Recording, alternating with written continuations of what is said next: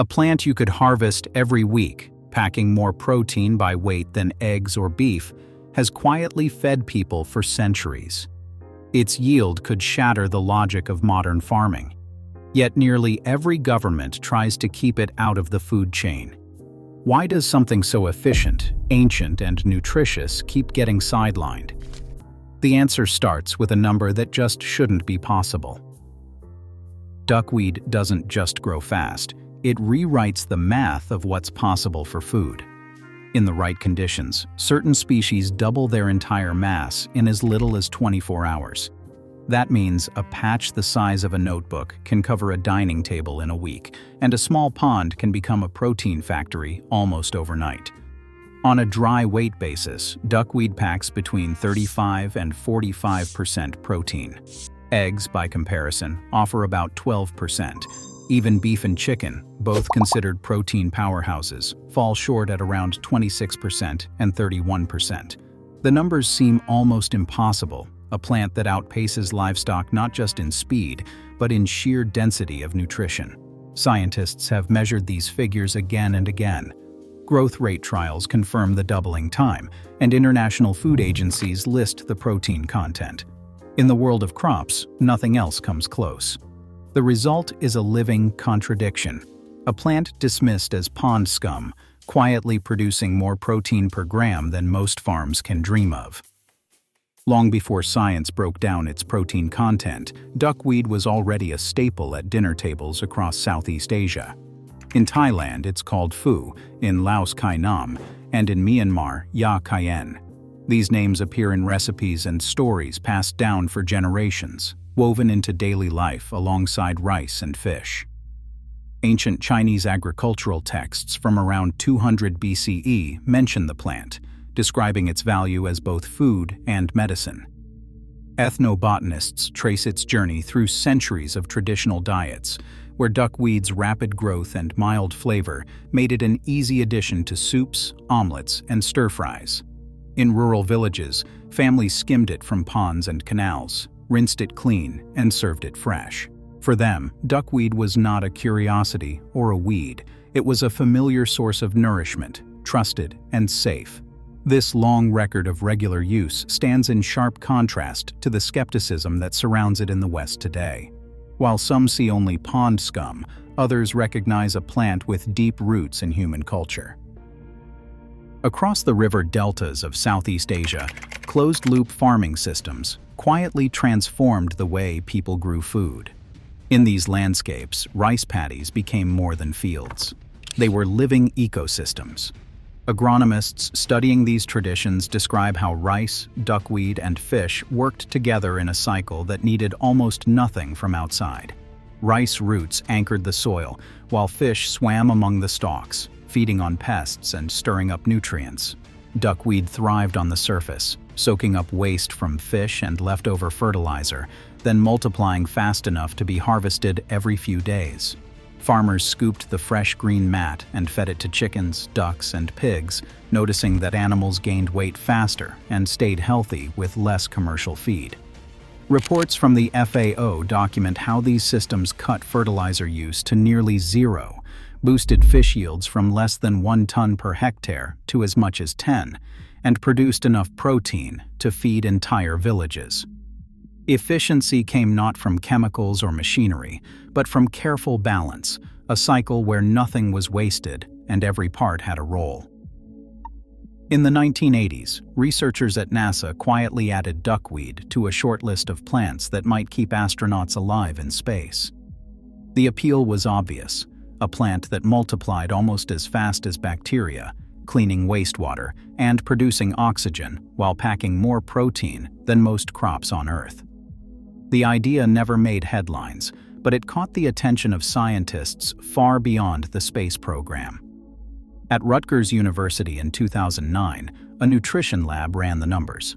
They found that duckweed's amino acid profile did not just look good on paper, it matched the gold standard set by the Food and Agriculture Organization for Human Nutrition. Every essential amino acid was there in the right balance, and the total protein content hit nearly 40% by dry weight. A few years later, a German research team took the next step. In 2014, they tested how well our bodies could actually use this protein.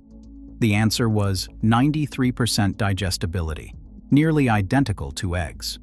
No other plant, not even soy, came this close to matching animal protein in both quality and absorption. In quiet laboratories, far from the fields, duckweed's reputation shifted from folk wisdom to scientific fact.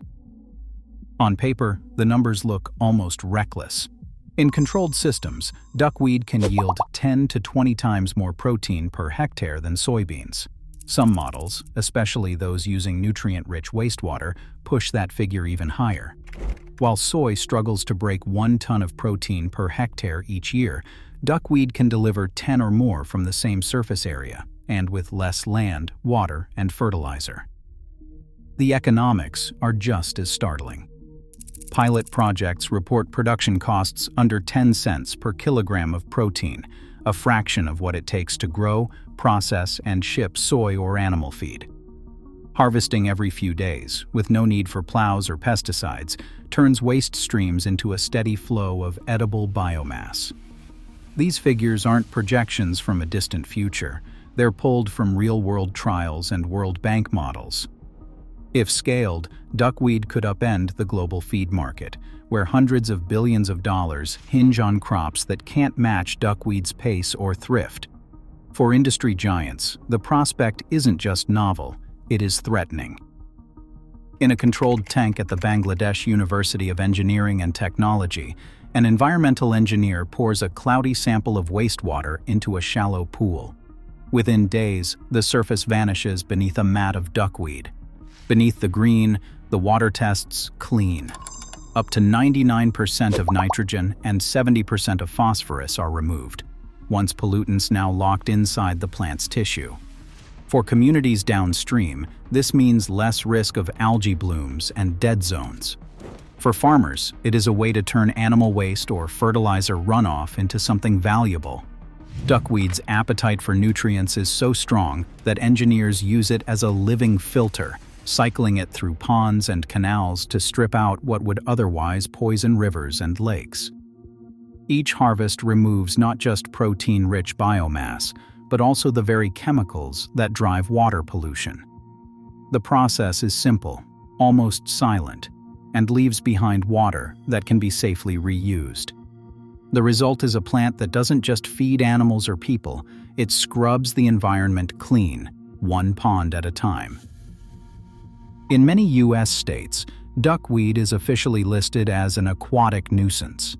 Regulators in Florida, California, and Texas require permits for anyone who wants to grow, transport, or even possess it outside tightly controlled systems. The rules do not mention nutrition. They target the plant's ability to spread and choke out native waterways. In Florida, open water cultivation is banned without state approval, and violations can bring fines or forced removal. California's code blocks transport and sale without inspection. Texas mandates containment plans for any commercial use. For would-be producers, these layers of permits and inspections slow progress to a crawl, turning environmental caution into a business obstacle. The animal feed industry moves over $400 billion a year. Protein supplements add another $20 billion to that total. These markets are built on a steady cycle of buying seeds, fertilizer, pesticides, and grain, year after year. Duckweed's near-zero input model doesn't fit. It doesn't need expensive chemicals or patented seeds. In wastewater systems, production costs can drop below 10 cents per kilogram of protein. That's a price point traditional suppliers can't match. For major companies, the real threat isn't a new superfood. It's a crop that could make entire supply chains and their profits irrelevant. Duckweed is not outlawed as food. In the United States and Europe, it holds generally recognized as safe status for certain species and is legally grown in closed, contained systems, like indoor tanks or aquaponics setups. Its role remains mostly supplemental, limited by natural variation in protein and fiber. For animal feed, inclusion rates rarely exceed 25%. The real obstacle is not a ban, but a maze of regulations and slim profit margins that keep it on the sidelines. While global protein demand strains land and water, a plant that cleans pollution and outperforms soy sits on the sidelines, by policy, not by science. As climate and cost pressures mount, the question isn't if we'll need new protein sources, it's how long we'll ignore the obvious.